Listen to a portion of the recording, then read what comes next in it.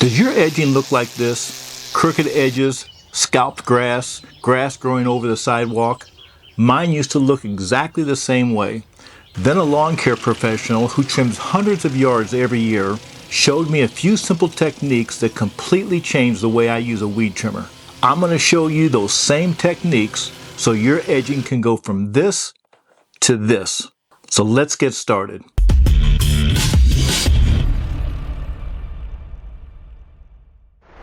The first thing I recommend is using a shoulder strap and an extension handle like this one. The important part isn't just wearing a strap, it's taking a minute to adjust it properly.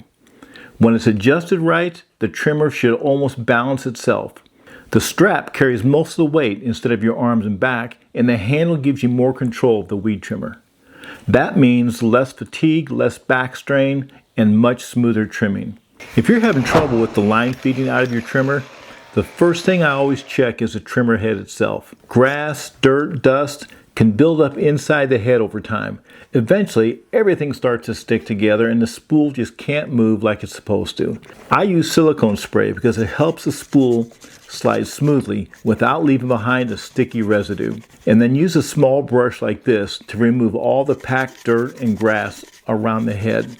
And pay special attention to the grooves where the spool rides because that's where buildup usually collects. And spraying the holes where the line feeds out, you'll be surprised at how much better your line feeds and the head works. One thing I do not recommend is using WD-40 or any petroleum-based product.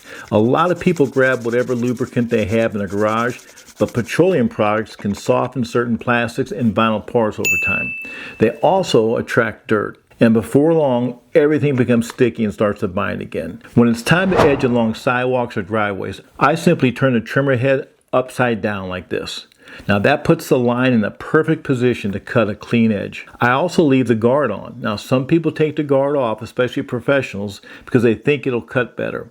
But I prefer to leave it in place. It helps protect me and things around me from flying debris, and it also helps me judge where the line's cutting.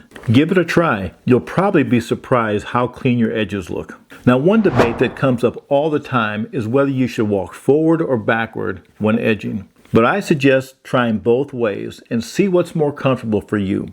Personally, I always walk forward, and the reason is because it's how we naturally walk. 99% of my daily walking is forward, so that's what feels natural to me. Walking forward always lets me see exactly where I'm going, and I can see the sidewalk, the driveway, sprinkler heads, hoses that are in the way, or anything else that might be there. There's also less chance of tripping and falling if you're walking forward, as opposed to walking backwards.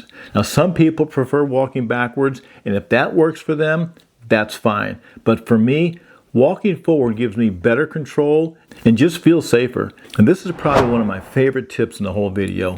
When you're edging along a sidewalk, a driveway, or concrete, don't walk like a penguin with stiff legs.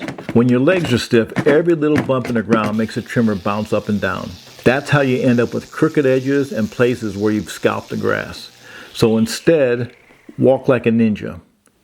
Keep your knees slightly bent and walk heel to toe. It might feel a little funny at first, but once you get used to it, you'll notice your edges become much straighter and more even. And don't worry about speed. Go slow. Speed comes with practice. I'd rather have a straight edge at a slow pace than a crooked edge because I was trying to hurry up. One of the quickest ways to damage young trees is a weed trimmer. It doesn't take much to strip bark from the trunk. If enough bark is removed all the way around the trunk, the tree will eventually die. I've seen some people suggest cutting the bottom and top off a plastic soda bottle or a water bottle and then slice it down the side and wrap that around the trunk. That works pretty good, but I find it too thin and flimsy. Personally, I like black corrugated drain pipe or even a hard plastic can. I cut it to the height I want, I slice it down one side, then I twist it and roll it into a smaller size, and that helps it stay on the tree better. Then I just spread it open and I put it around the tree or the shrub. The corrugated pipe stays in place nicely and it's easy to remove whenever you need it. Now you can make several of these and just place them on trees or shrubs before you start.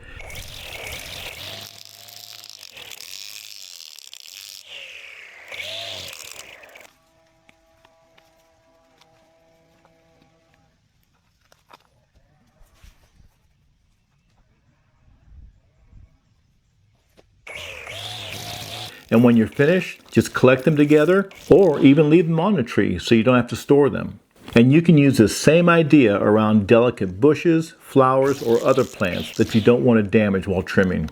When I'm trimming around brick edging, I don't hold the trimmer perfectly level. I do two things. I tilt it about a 45-degree angle and then I walk parallel with the edge. Now here's something that'll save you some extra work. I always edge first and I mow second. And the reason is simple. Now I've mowed my grass enough that I already know how close my mower comes to the edge. After I finish edging, I mow the grass like I normally would, and the mower picks up all the grass I just trimmed. And because I use mulching blades, those clippings just disappear into the lawn. That makes very little cleanup when I'm finished. Now this is an important safety tip. Always know which direction your trimmer is throwing rocks, sticks, and debris. The last thing you want to do is to throw a rock into your own window or into a parked car. Be especially careful around people, pets, flower beds, or air conditioners, or anything that can be damaged. Sometimes simply changing the direction you're walking is all it takes to throw the debris into the yard instead of towards something valuable. It's a habit worth developing. Here's a tip a lot of people have never heard before. Most trimmer lines are made from nylon, and nylon naturally absorbs moisture from the air. If the spool has been sitting in your garage for a couple of years, especially through hot summers and cold winters, it can dry out. When that happens, it becomes brittle. That's when the line starts to snap off every few seconds, and it becomes frustrating to use your trimmer. The fix is simple. Just take your spool of line and put it in a bucket of water overnight. That allows the nylon to absorb moisture again, making it much more flexible. Look at the difference between this dry line and one that's been soaking in water. I've been doing this for years and it really does make a difference. The line feeds better, it breaks less often, and usually lasts a lot longer. Those are the 10 tips that have helped me the most over the years, and I hope they'll help you too. And remember, wear eye protection and leg and foot protection also. Shorts and flip-flops are not recommended for lawn work. Even a face shield, tall rubber boots, or chainsaw chaps will give you the ultimate protection. If you have a weed trimmer tip that's worked well for you, leave it down in the comments. I'd love to hear it, and it might help someone else as well. If you found this video helpful, don't forget to subscribe if you haven't already, because I post a new DIY home improvement video every week to help you save money, save time, and do the job right the first time. And if you know someone that can use these tips, don't forget to share this video with them. So thanks for watching, you take care, and God bless.